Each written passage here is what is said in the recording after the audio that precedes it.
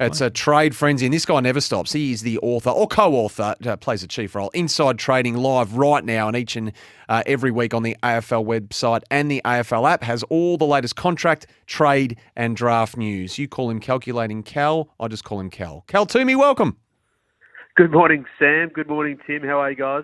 Good morning, Calculating. Before we talk about any of the things that are up on the screen that you might want to talk about, I just want to ask you this question about Liam Stocker, and you would have heard what Sauce had to say about him yesterday. Did he get that right, do you think?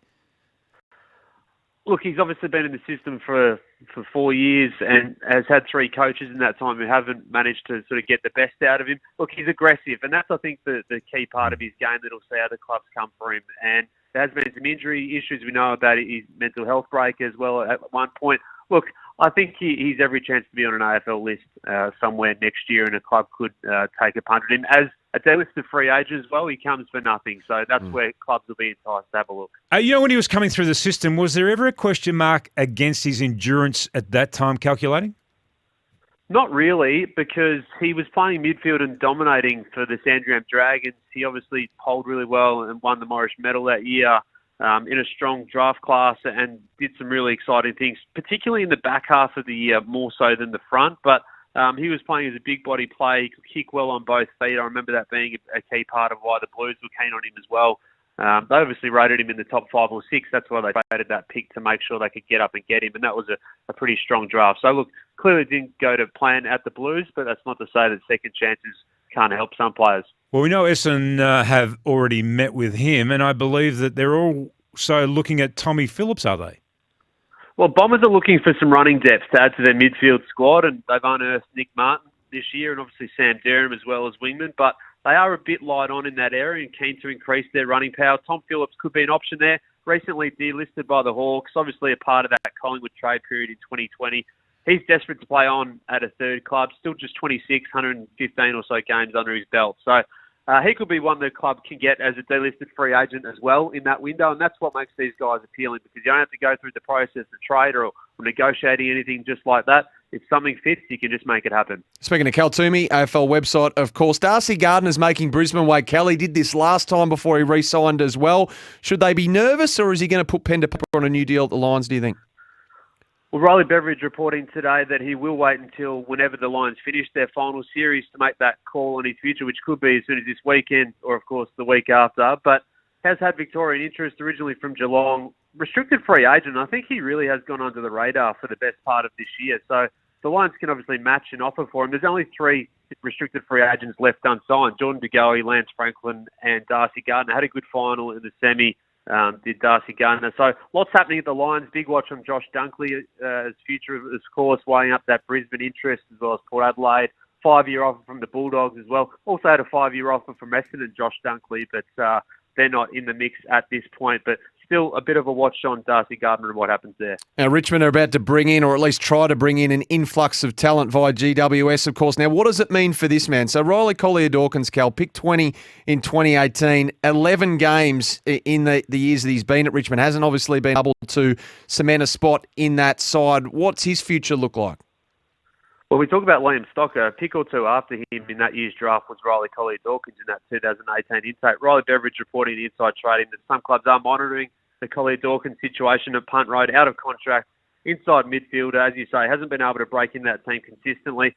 So I think he'll be a bit of a watch, particularly with, as you say, Hopper and Taranto coming in, Sam. Now, there has been some preliminary talks between the Giants and Richmond about what those potential deals can look like in terms of the Hopper and Taranto deals.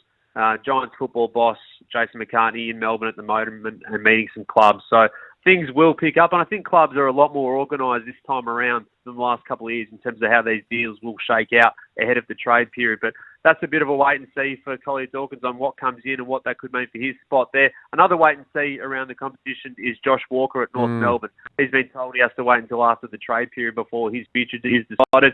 Now, we've spoken about this all year, about the key defensive dearth in the competition. I'm calling it the key defender conveyor belt. And these players can really get another opportunity elsewhere if they are ready and fit and experienced. So Josh Walker will have other opportunities potentially because there's just so few key defenders up for grabs this year. Now, Cal, it might be the biggest trade period we've seen for some time, and for the first time in a couple of years, it features at Marvel Stadium in the flesh. So the first day of trade period and then the last day of trade period, all the clubs will convene, and always an interesting day on deadline day when we gather at Marvel Stadium. Yeah, you've been there plenty of times like I have, Sam. It's always an interesting one on day one and also that final day, deadline day, which of course is in prime time. And it will be back at Marvel Stadium, as you say, first time since 2019. The past two trade periods through COVID-19 has seen all the deals done remotely via video hookups and dialing in online, all these type of things. And the AFL sorting the trades through the ARC. Well, this year they're back in person. Obviously kicks off Monday, October 3, and then deadline day, Wednesday, October 12. So I have that prime time finish. And I dare say, Sam, we're going to have a few ones that'll slip through to that 7:30 deadline. Hey, this question is to both of you. I thought that Luke Jackson was headed to Fremantle. West Coast spoke yesterday. They said that they're interested in him. Where's he going to end up? Are they a realistic chance to get him, the Eagles, Sam? I'll go to you first. Well, yes, they are, because he hasn't nominated his club yet, but I think heavily favoured to go to Fremantle. I think he's played it beautifully, him and his management, by saying he just wants to go home for now. And at the end of the day, Tim, he can just turn around and say, I chose the best fit for me. By nominating Fremantle now, all you're doing is opening yourself up to backlash. Well, does he really want to go home, or does he want to join another contender? I think they've played it really smart from a PR sense. Hey, Cal, do the Eagles give up that pick too for him, do you think?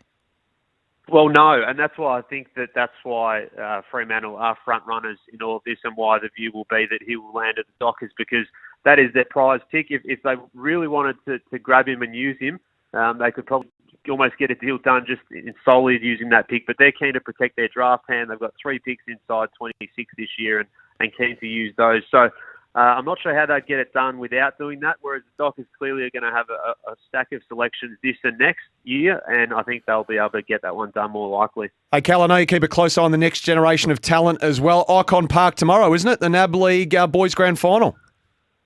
That's correct, Sam. 5:10 p.m. Friday night, so get down there if you can, or otherwise you can watch the stream on afl.com.au. Sandringham Dragons versus Dandenong Stingrays, so Sandy v Dandy. Lots of good players in this one. Will Ashcroft, of course, the likely number one pick, had 32 touches last week, so will finish his season strong, doesn't play a bad game. Harry Sheaves was a top 5 pick potentially. He kicked 3 last week, so pretty classy in the Sandy forward line. Cam McKenzie, another top 10 potential for the Dragons as well. For the Stingrays, they'll get 2 of their best draft prospects back after missing the prelim. Mitch Sabowski from illness and Henry Huswaite back from an ankle injury. So that'll even things up, but if I'm giving you a tip, it's the Dragons by 3 or 4 goals. Hey, just one final question from me. When does the Country play against the City? Yeah, that's next Thursday, Tim. So that's on at Marvel Stadium. That's I guess you could call it the premiership decider in the championship. So that is the final chance for these players to show their wares. And a good game there could really land in the minds and last in the minds of recruiters. Inside Trading has it all covered, afl.com.au. Cal, thanks for your time, mate. Have yourself a good day.